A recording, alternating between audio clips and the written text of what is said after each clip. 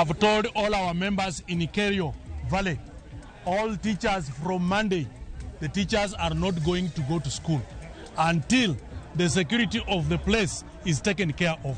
Riwruok mar jopuonj na to bogo mar golo jopuonj ma jokanyo mag Kerio Valley kaluwore kod rochruok mar arita. Adwana kone ni wan kako ganda luo. Wan pod wan girem. Nitiere jowa ma wiye gi nodong Naivasha. Adieri koso miriambo. Bura mauriri mak Nyamita okone jatend duond bura ma DCP Rigathi Gachagua kik chiega dhond lweny mar higa ma 2007. Tuliona kwamba ni lazima kila mtu achukumike, akuwa na jukumu kulipa ushuru. Tend County ma Migori kod joriemb bodaboda winjore yore mag chulo osuru kaka okang' mar jiwo uchumi ma Migori.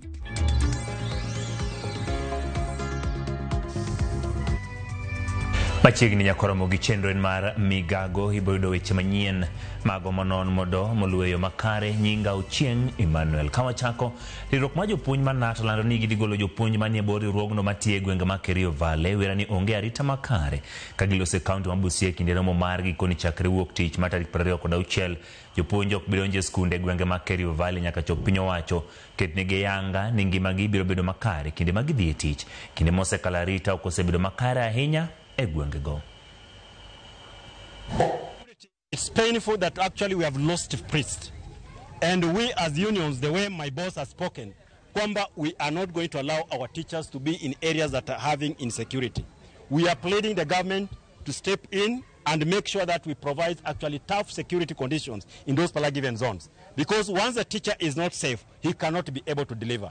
Those who are in various areas that actually are giving us issues when it comes to security, we are calling upon the government to give priority to the teachers so that they can be able to deliver on those given zones. We as NAT have declared and have told all our members in Kerio Valley, all teachers from Monday, the teachers are not going to go to school until the security of the place is taken care of. We cannot allow our teachers to go to school and die. It's better for them to sit at home and nothing and die from home than go to school and be ambushed. If the whole padre, priest can be ambushed, a man of God, what about a teacher? Jod bura mauriri mak Nyamita nyiso mane jalup jatend piny Rigathi Gachagua mondo kum dhoge kendo kik ochier adhola mane okelo kod tulo mane muoche pacho ka e tok yiero mar higa ma 2007. Kolose gweng' ma Wendo, Nyamita okoni piny owacho ma jatend piny Kenya William Ruto osenyiso chiwruok mar riwo oganda jo Kenya ma ok owinjo Gachagua nyak kwede pacho ka. Ojiwo bende jotelo mondo osir jatend piny medo chwalo dongruok kaluo. PS Raymond, we want you to thank the president. Indeed, nyaka ne wachak bedo piny ne chakre. Maendeleo mineno misiemo kaka kor wasiemo mar Walter Kane. Waneno mana mar William Ruto. Adieri koso miriambo. Don't winjo ka the former deputy president wacho ni yiero mwani ye 2027. Ni yiero no ni kopono yier Ruto oko yiere. Ni to lweny mane ji otho e 2007 cha bichalo Christmas party. Adwana kone ni wan kako ganda luo. Wan pod wan girem. Nitiere jowa ma wiye gi nodong Naivasha. Adieri koso miriambo. Nitiere jowa mokia kuma nyithindgi nitie. Maka gima notimore cha en oneno mana ni macha cha nyalo chalo Christmas party. Kore kodwa kelo lweny. Adwana parne.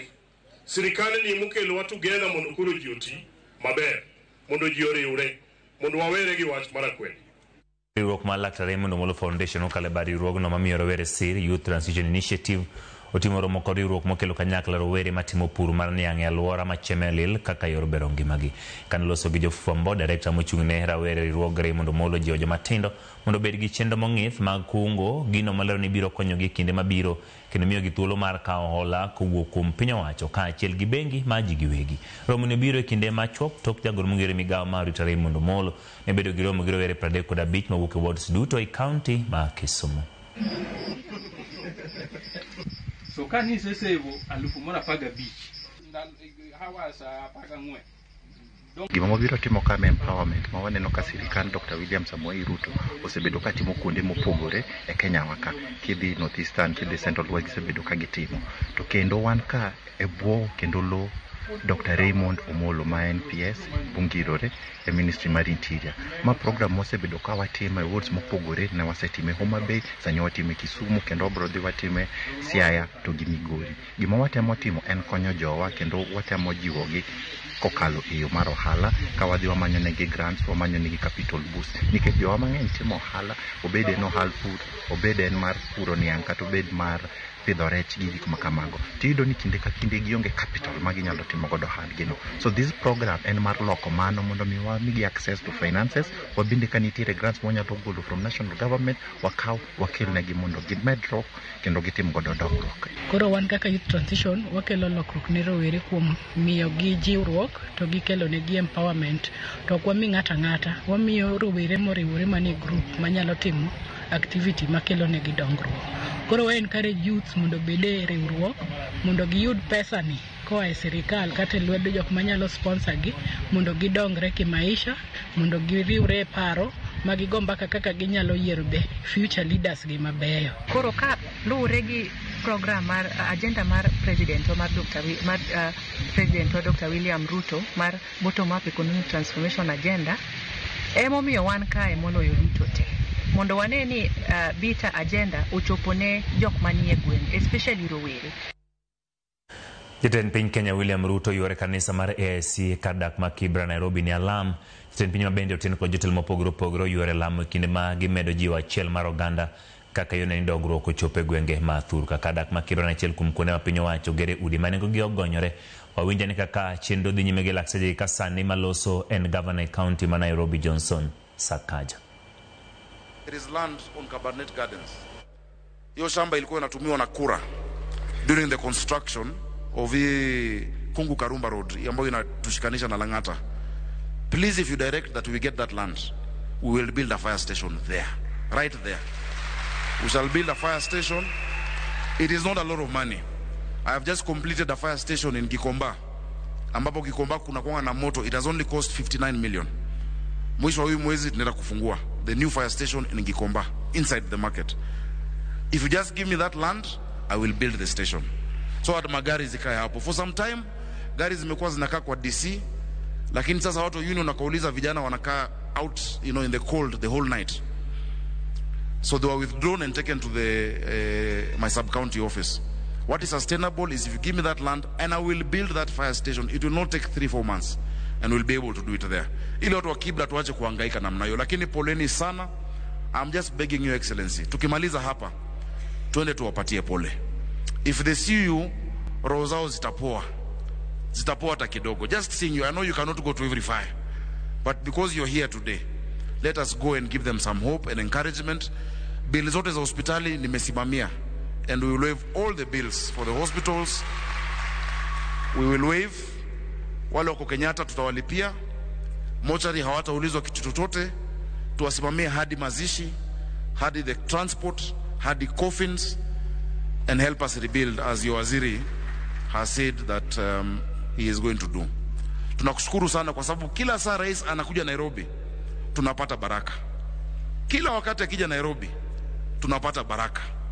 So Bishop Kimuyu, zile vitu mnahitaji hapa. Naona Orero amepoint juu, amepoint roof. Hata mimi niko hapo. Hata mimi. Lakini yangu ni kidogo, yangu ni kuzindikisha tu rais. So I will give you 500,000 just now. Ya kuzindikisha ile kubwa ni rais anafanya. Rais hata barabara ya Fort Jesus ambayo imetusumbua kwa muda mrefu, wewe tufanyie, tutashirikiana. Wewe fanya barabara lami, mimi nitafanya road marking, nitapaka rangi. Wewe fanya tu. Ukinitengenezea, I promise. Rangi haitakosekana. And I want to thank the president. Nataka tupigie rais makofi.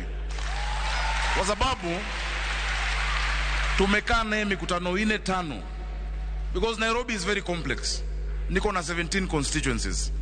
Amenisaidia phase 1 2.1 billion shillings kuongeza kwa mabarabara zetu. 2.1 billion shillings ambazo tunaongeza. Tunangoja tu mvua ikome kabisa. Mtaona mabarabara kila mahali Nairobi, every right, left and center, courtesy of the president. Koromogi mano en weche motenore rekod alam ma dhi nyime ma bendo jwere kod jatend piny Kenya William Ruto kadak ma Kibra kanisa mar AIC mane losono en governor e county ma Nairobi. Ten county ma Migori dhi chiwo tamala par mar osuru magi choko kuom joriemb boda ne joriemb boda kokalo kuom riwruok masaga magi mar county wa Migori kendo ndiko mo kuom joriemb boda e kuonde ma ichoke osuru ma gin mo kuom winjruok mochopie kod ten county wa Migori kod joriemb boda bang' joriemb boda bende yie ni gidhi golo osuru ka ochako odiechieng' ma kiny. Jalup gavana Migori Joseph Mairi wacho ni ka county wa Migori gi kore keto kare winjruogno kokwayo joriemb boda mondo sol osuru kaka winjruok osebedo. Ten boda e county no kotele kod jagoro margi Johnson Nyamare okono joriemb boda duto e county no mondo chul osuru ma shillings 50 e juma. Tuliona kwamba ni lazima kila mtu achukumike, akuwa na jukumu kulipa ushuru. Wanapolipa ushuru ndio itatuwezesha sisi kama county government tuweze kutimiza yale ambayo wanataka county government iweze kutimiza, kama kazi, kutengeneza barabara na kuinua mambo ya sako zao. Kwa hivyo ndio tumekubaliana kwa ujumla kwamba ni jukumu la kila mwana Kenya, ni jukumu la kila mwana Migori kukata ushuru. Kwa hivyo ni jukumu sasa kama kupitia uongozi wa wanabodaboda waweze kukata ushuru ambayo uongozi wao wamejua na wameambia kwamba watakuwa wanakata 50 shillings per week. Kila kamba ambayo tunaenda kukua nayo tukue na mwanabodaboda pale ameajiriwa. Na bila tumekubaliana leo kwa mambo hii ajira haitakuwa ni kwamba kitu ya mchezo hivyo, itakuwa ni kwamba ni kitu ya about kwa permanent. So it means by Monday kama itakuwa kwamba tunataka kuanza mambo ya ushuru, inamaanisha kwamba lazima viongozi wa county na admin na viongozi wa bodaboda zetu wako over the weekend wa ensure kwamba tumepata watu ambao wataingia Monday kufanya pale. Naomba wanabodaboda wote wa Migori County tusichukue hii maagano kama ni wa upande moja. Sisi wote ni wakazi wa Migori. Yakoromogi tokuoke county wa Migori wakao yueyo kata kamano kikidhi mabor pod wantiere kod mathoth moikoni chenro mar migago.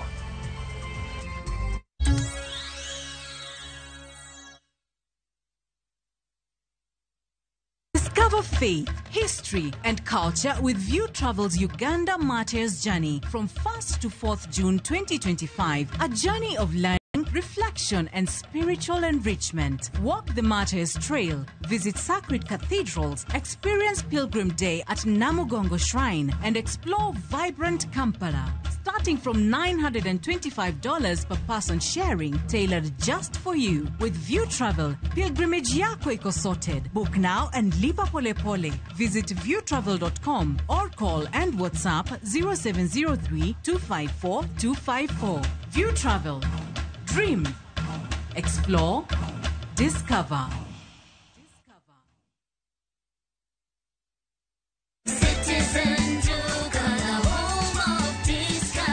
Mwezi iko kwa kona, budget iko tight, but Citizen Duka says relax. So get home baking flour 2 kg at 137 from 145 shillings. 3 liters cooking oil at 789 from 1,025 shillings. 2 kg basmati rice at 589 from 767 shillings. And 12 packets of milk at 539 from 588 shillings. Dial *487*5#. Choose what you want, pay, and collect at any Quickmart supermarket near you. Citizen Duka, the home of discounts. Citizen Duka, the home of discounts.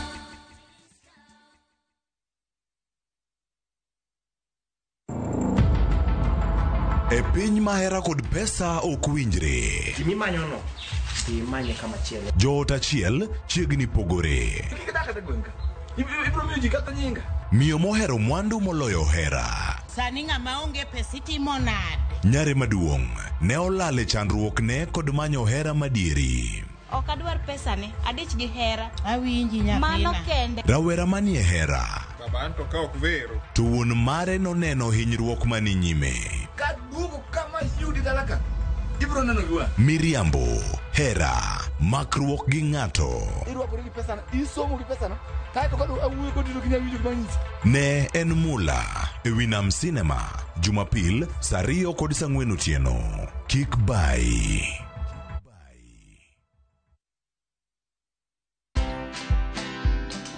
The least a business can do is just afford the bills.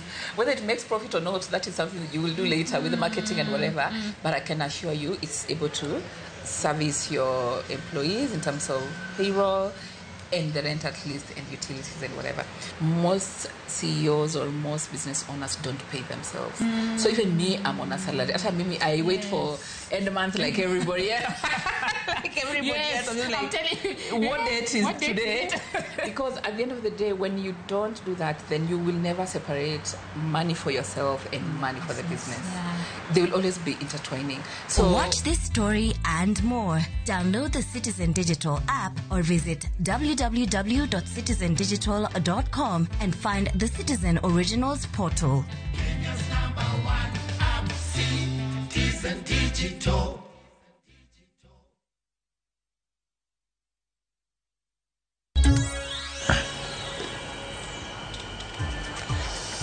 Erokamano kuom medo kete Ramogi TV. Wakelo ni sigana mar nyathi moro ma jegni 6 manonyuol kod tuo mar ringa mar remo kata sickle cell. Kata kamano okang' mokwongo e ngimane duto nyathi ma wuoyi ni ma jegni 6 odak maonge rem kata luoro moro amora tok timne thieth mar miyo ndhudho manyien mong'ere kaka bone marrow transplant.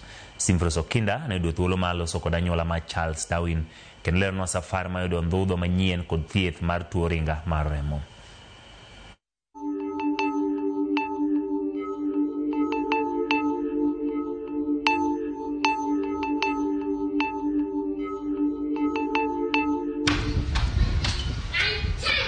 Ma Charles Onyango, nyathi ma wuoyi ma jahigni 6. Chakre nyuolne, Charles osebedo kod rem ma kinde ka kinde. Ng'enyne ne ok ayudo tuo. Ne ok ayudo ni ang'o ma tuo e. Koro ne adhi osiptal sama tino ni mede remo to waduogo. Tok wuothe ute thieth kimanyo tuo, Charles gikone ne oyud gi tuo mar ringa mar remo kata sickle cell anemia ka oja dweche 6. Afwenyo tuo ni ka an kod ich nyathi.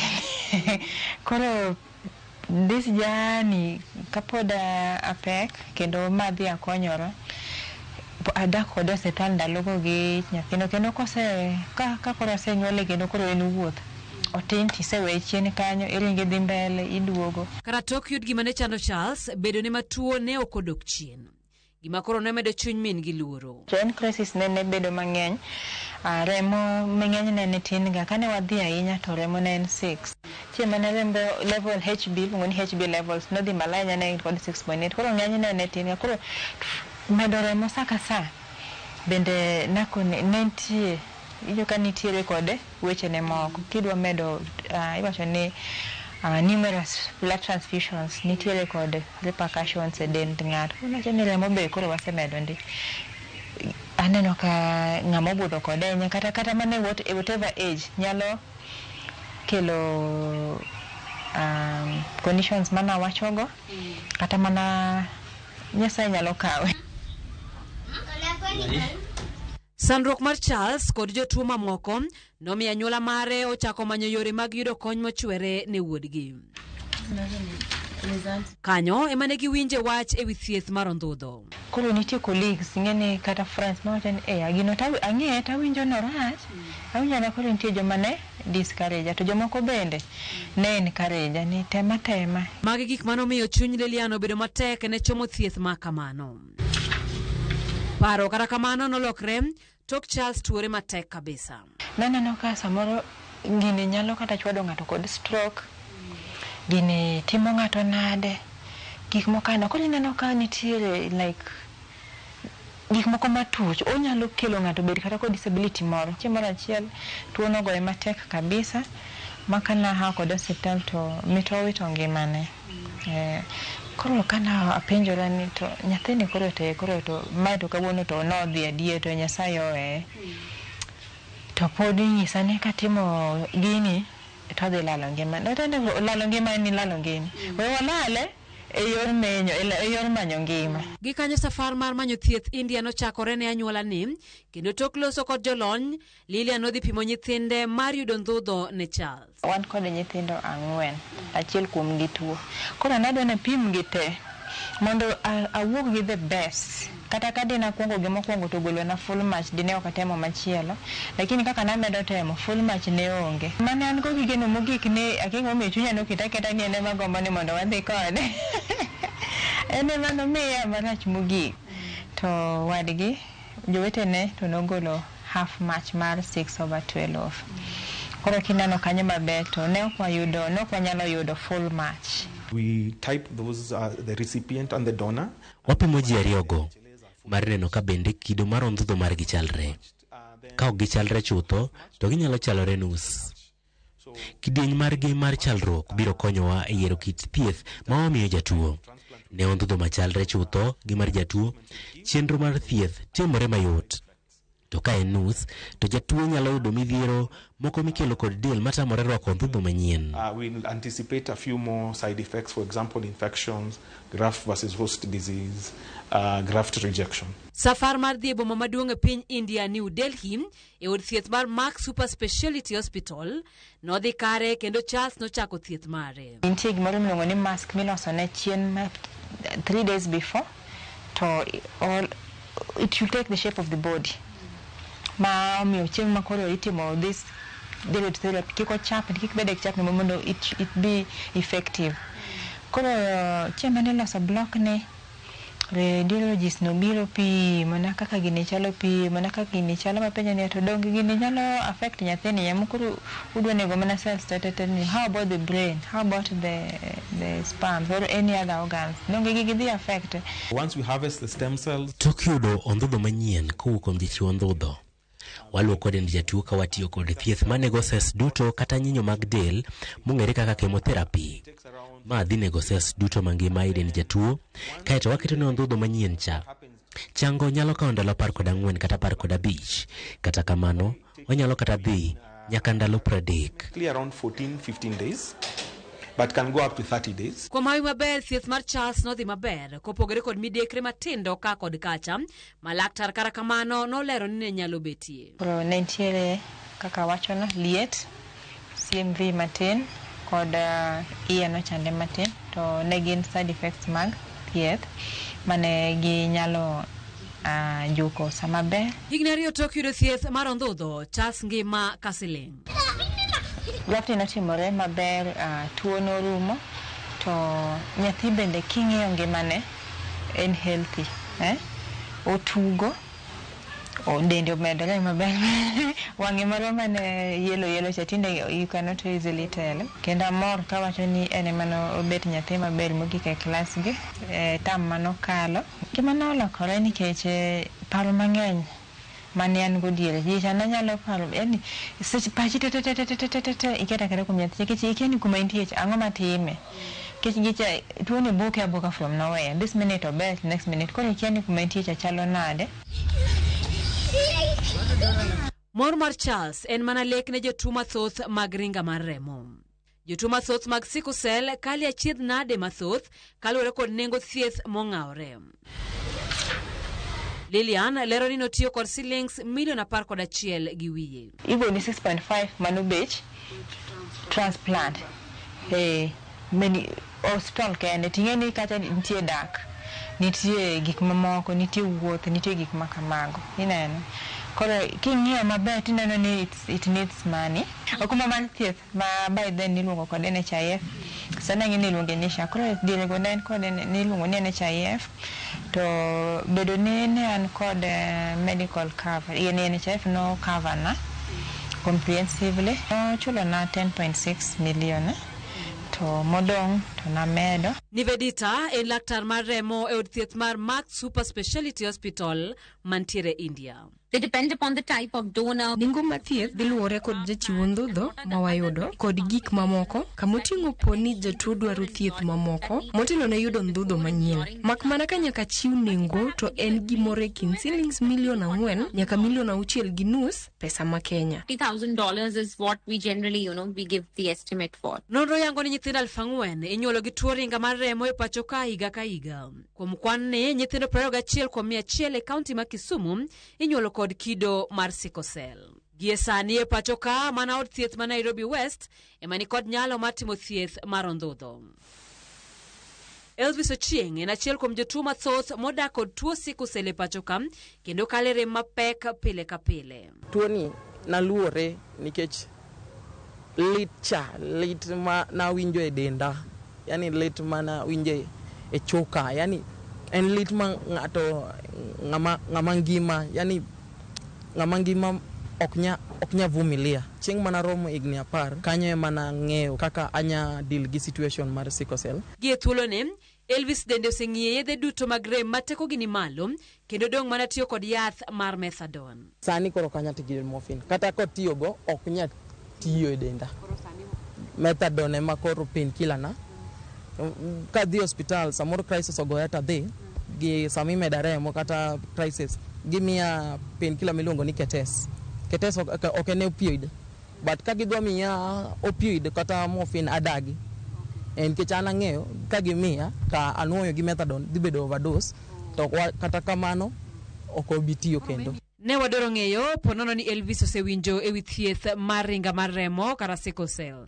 Aluor, but kata kaponono ni nitie kaka anya time anya yie, but akia ka onya change, yani pod aluor nyaka sik gine iluongo na consultation mondo ane ka en gima nya konya, en gima nya konya sana koso gima nya tieka. Tudi kode okang' mar ariyo mar sigarani ne sigand Elvis Ochieng, nyathi kich mosesandre kod tuo ringa mar remo, kiny chieng' Jumapil tarik 25. Simfros Okinda, Ramogi TV.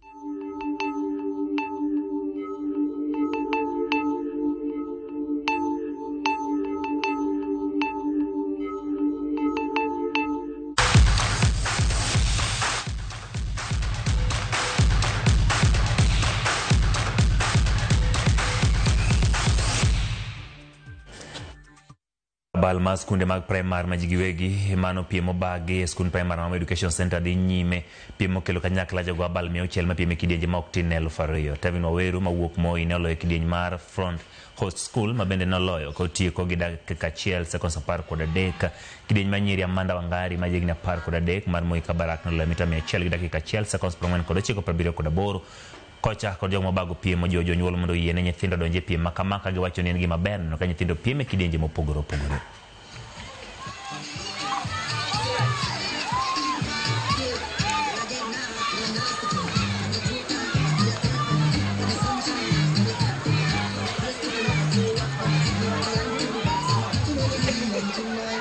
The competition was tough and I would want to improve. The gala has been successful. I find this competition very, very tough and very competitive. And next competitions, God bless, I hope for more goals.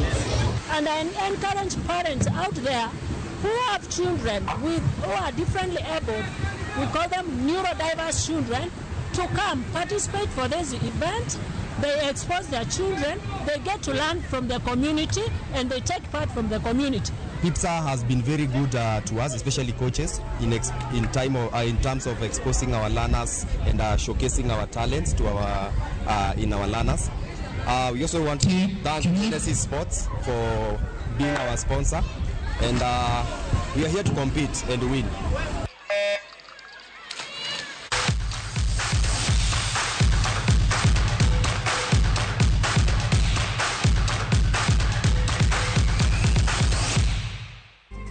Ekwaro mogiro kamano kubedo kode chakruok nyaka giko maga mesa meche manyino losoni e chindo mar migago Inga Ochieng Emmanuel.